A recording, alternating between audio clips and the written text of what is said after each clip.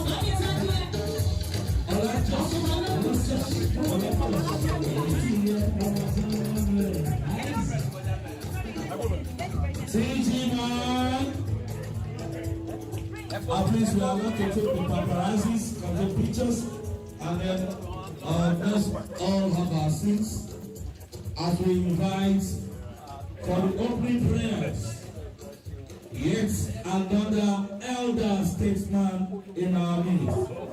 Let's not forget, this is being put together by the TGN National Executive, and we are being hosted by the TGN Lagos State Chapter. Ladies and gentlemen, please put your hands together for TGN in general.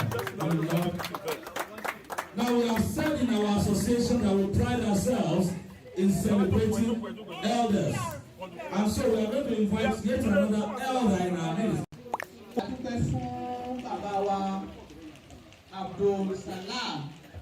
Sanyaolu, aka Charles Olumo Agbako, tí wọ́n pé ọmọ 100 ọdún. Nígbà tí àwa wà ní kékeré la máa ń lọ wo bàbá Agbako yẹn àti ní tẹlifíṣàn nílé wa ń gbà náà ní Ìṣẹ́yìn.